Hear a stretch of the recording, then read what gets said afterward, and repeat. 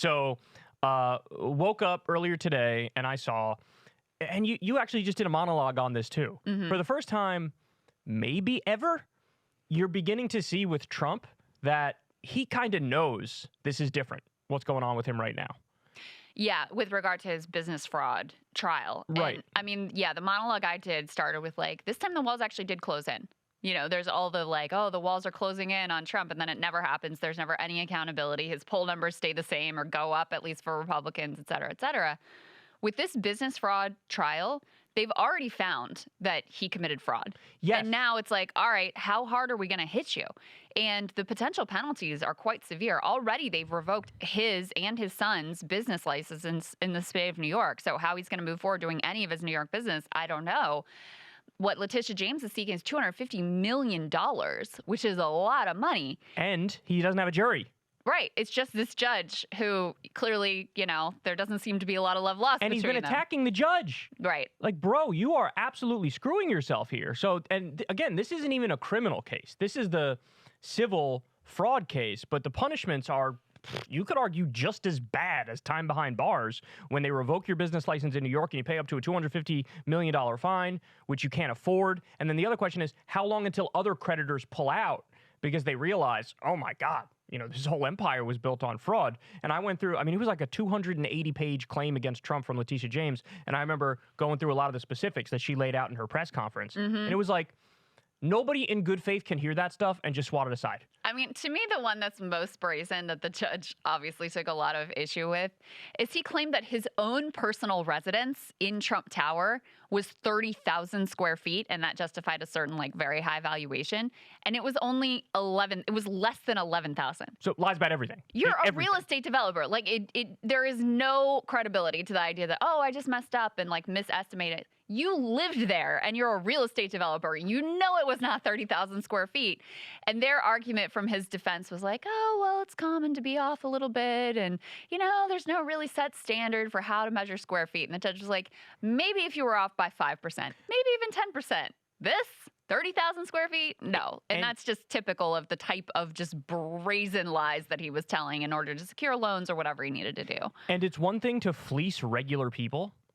It's another thing when you do colossal bank fraud and insurance fraud, and you list your properties as way less than they're worth to pay a very low tax bill, but then you turn around and when you're trying to get some loan from a bank on favorable terms, you juice it up like 10 times. Yeah. And so it was like brazen fraud. So anyway, he now seems to sincerely think like, oh no, this isn't good. Because he's in the same situation Alex Jones was in. Alex Jones was found guilty by default in his defamation trial, the civil trial.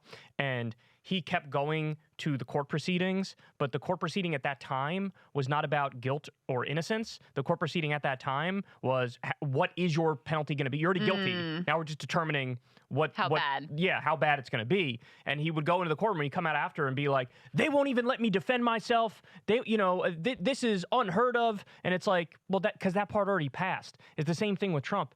You're already liable for fraud. So now it's just how much are they going to pay? And I guess it's beginning to set in. Or he's beginning to realize it. So he goes on Truth Social and he says, the ridiculous AG case against me in New York, brought by the racist and incompetent Peekaboo James, is being studied and mocked all over the world. Companies are fleeing it, and the highly political Trump-hating judge are destroying the image and reputation of the New York state legal system and courts. I don't even get a jury. That's your attorney's fault.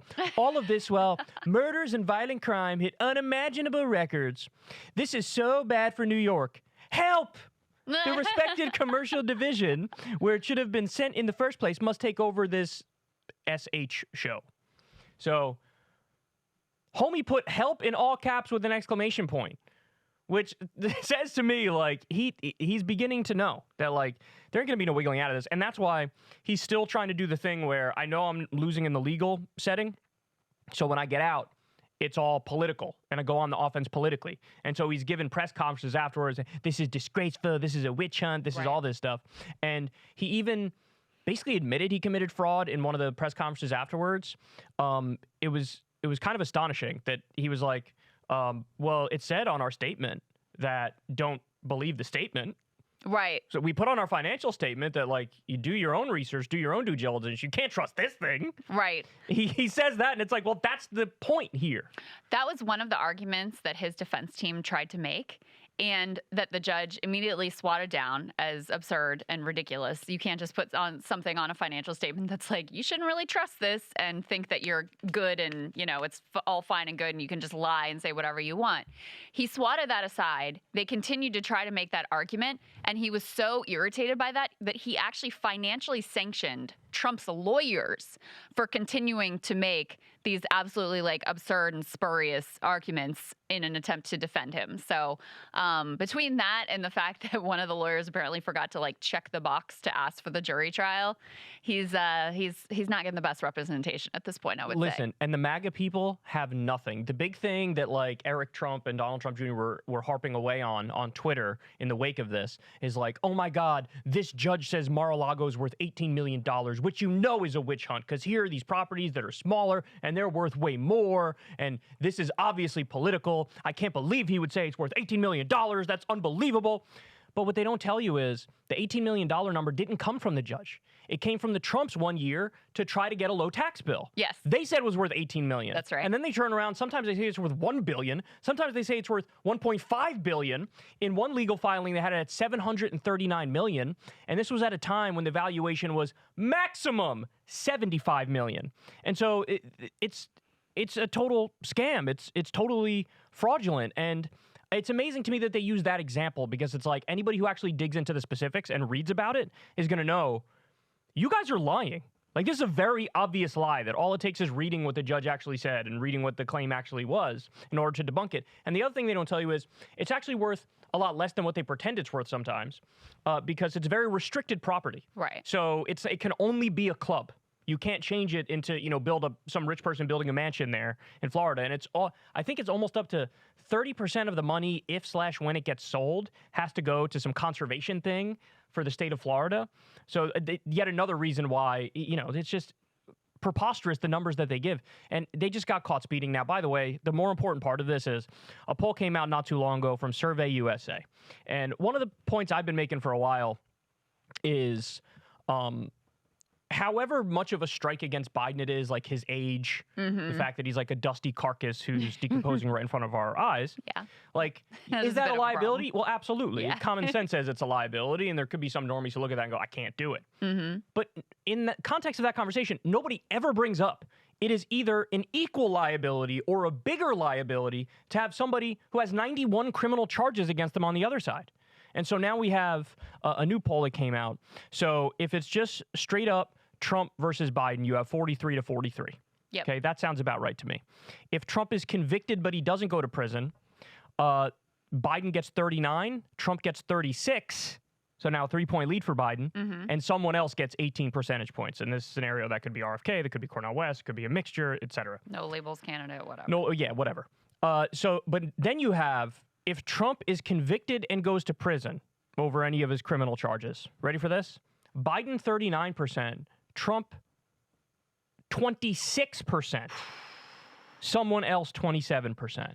Wow. So, in other words, look, there are real political consequences. People got so used to there not being political consequences for Trump for so long that they think like that's a law of political reality. But no, it's like stuff still applies to him, which is why even if you look at the record, 2016 he won, Republicans did well. Every election since then, with him as the leader of the Republican Party, they've struggled massively. All these special elections now where Democrats have won like 24 of 28. They overperformed in 24 of 28 of them. The midterms, everybody thought there was going to be a red wave, and I was agnostic. So I'm like, I just don't know. This party's insane. And it turns out the Democrats did a lot better than anybody expected. So I think that this is a big liability for Trump. And now what we're seeing with the fraud case, I even think just the fraud stuff is a big hit against him. I think there is a lot of justified worry on the Democratic side. I think there should be a bit of a panic about how poorly Joe Biden is faring right now in the polls against, a guy who does have all these criminal charges against him, et cetera, et cetera. But there seems to be no thought whatsoever of how normal people are going to react to Trump going through this process of these trials and potentially facing prison time, and what that is going to look like, and what it's going to look like even when, he's back at the center of our politics and people are being reminded of all the worst aspects of him. That, and I do think, and we were talking about this yesterday, because it does seem like whereas previously the polls were understating Trump support, it seems like Roe versus Wade being overturned and with the Dobbs decision has shaken up the political landscape so much that polls are now really misreading who the electorate is and who's going to show up. It's the only way that I can explain the difference between, the polls leading into the supposed red wave that never was, and the polls leading into all of these special elections where Democrats have been outperforming by an average of 11 points. Not one off here, weird circumstances, this particular seat was really about abortion. No, an average in every special election, Democratic overperformance by 11 points.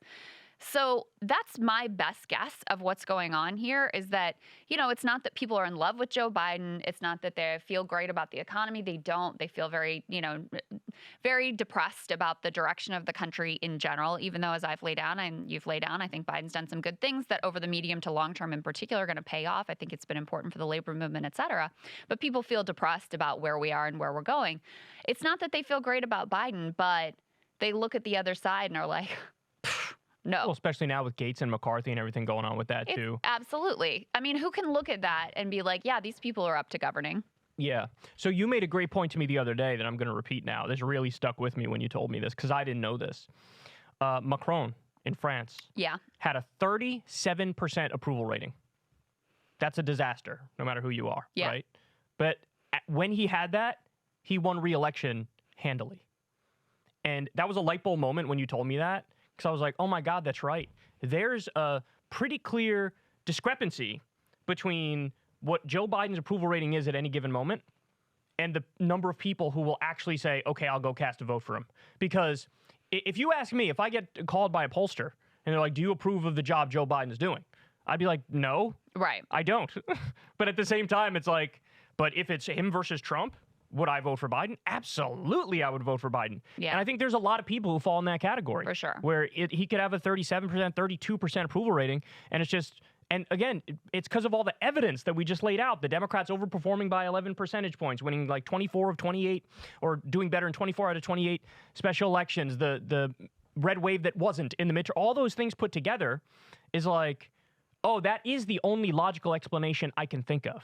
Exactly. Yeah, and I do think that Roe being overturned was a very radicalizing moment for a lot of people, a lot of young people in particular, where liberals have really been, fed and indoctrinated into this view of like the moral arc of the universe is long, but it bends towards justice.